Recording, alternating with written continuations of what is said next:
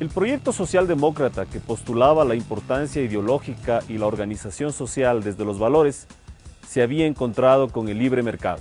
El trabajo había sido liberalizado. El sistema financiero había empezado a dominar los modos de producir y la ideología entraba en crisis. Las clásicas nociones de izquierda, centro o derecha habían sido desbordadas. Ya en las elecciones y en la segunda vuelta se encuentran dos opciones de la derecha ecuatoriana: Jaime Nebot y Sixto Durán Ballén. Sería este último quien gane la presidencia con 57.8% de los votos e inmediatamente entregaría la modernización de la economía al vicepresidente Alberto Dajic. Mientras en el gabinete la presencia de militantes partidistas quedaba reducida a la mínima expresión. El plan de gobierno era consolidar la macroeconomía, privatización de sectores claves, hacer del Ecuador un mercado atractivo para la inversión interna mediante el ahorro privado y definir a la inversión extranjera desde el arreglo global de la deuda externa. Para eso, lo primero fue reducir el egreso estatal y aumentar sus ingresos con más impuestos. Luego, controlar la subida general de los precios. El instrumento sería la relación de cambio con el dólar. Se hizo una devaluación, se ancló el tipo de cambio y el Banco Central entró a participar velando por el circulante privado. Las divisas de exportaciones pasaron a negociarse en el mercado libre. Las del Estado intervendrían en los desequilibrios privados. Para la austeridad se redujo los subsidios y el precio de los combustibles se ajustó a niveles internacionales. Las tarifas de electricidad se revisaron. Por las presiones políticas internas, ninguna empresa pública pudo ser vendida. Las graves dificultades políticas y sociales detuvieron el plan. Pero la necesidad de reformar la Constitución y las leyes financieras, tributarias, de administración y justicia no quería esperar. En medio de la pugna social, el gobierno logró acumular dinero, dirigir en algo la modernización y aumentar las exportaciones. Pero los niveles de pobreza se estandarizaban. Los mismos apagones originados en la sequía iban a reanimar las demandas de privatizar la electricidad. El desastre de la Josefina en los linderos de las provincias de Cañar y Azuay fue tan terrible que obligó a aflojar lentamente el ajuste.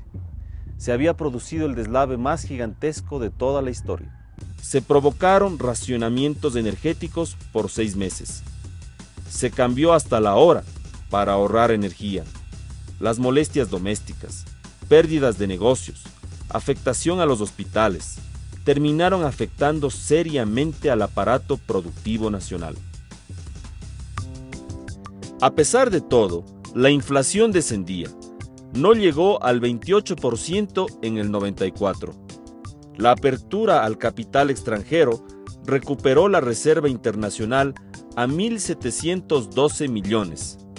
El desempleo y subempleo bajaron levemente un par de puntos. El año 1994 se cerró entonces con optimismo moderado. La crisis frente a la modernización se manifestaba en la política de manera peligrosa. El toma y daca multiplicaba alianzas, boicots, amenazas. El partido de gobierno y la izquierda democrática se deshacían, mientras el PRE de Bucarán y el social cristianismo se habían lanzado ya a las próximas elecciones. El presidente decidió resolver el gran objetivo de su gobierno: la nueva constitución que norme el Estado moderno. Sixto consultó al pueblo y ganó. Primera consulta, que significaron 7 preguntas, 6 de ellas en las cuales obtuvimos definitivamente mayoría de aceptación del pueblo ecuatoriano. La contestación no era decir ni sí ni no. Teníamos la experiencia cuando el presidente Félix Cordero hizo una consulta única en que tenían que decir sí o no y le dijeron no. El gobierno había recobrado su capacidad de mando, su popularidad y la esperanza de contar con una constitución para la modernización del país. Y entonces, nuevamente la guerra.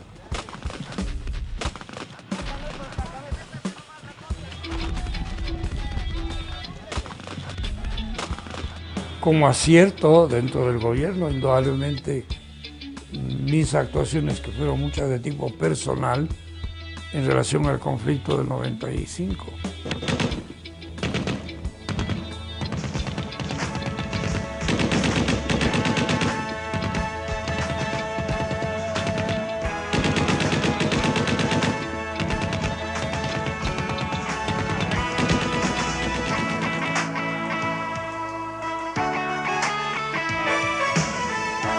Con actitud histórica, ejemplar, surgió un pueblo unido por una sola voluntad y una bandera. ¡Ni un paso atrás! Ecuador hizo escuchar su voz, respaldada por la incontenible fuerza de la verdad.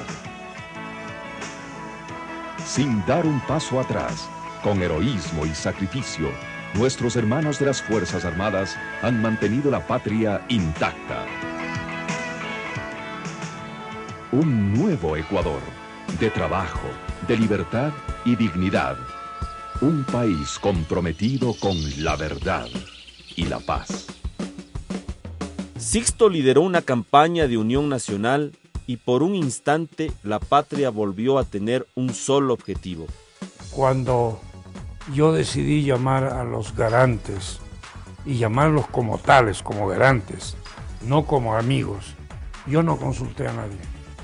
Yo no creía que se debía claudicar y cuando yo pedí que actúen a los garantes y me pidieron que retroceda 8 kilómetros en toda dirección, como lo haría también el Perú, yo les contesté, esta ha sido la modalidad como siempre el Ecuador ha perdido territorio. Esta vez no vamos a retroceder. Esta vez no vamos a retroceder. No retrocedemos. Ecuador. Pero superada la guerra volvió la separación. A continuación los escándalos y la caída de su vicepresidente. Los gastos reservados habían sido despilfarrados y manipulados en cuentas personales. Dajik resistió el juicio, luego renunció y en su propio avión desapareció. Había que volver a los ajustes, a la deuda o a más aperturas a la inversión. El presidente se animó a una segunda consulta para acelerar la modernización. Apenas en 2 provincias gané, en el Guayas y en Galápagos. En el resto del país perdí, los partidos se movieron de tal naturaleza. Recuerde usted que había gente que decía, a Sixto hay que decirle no.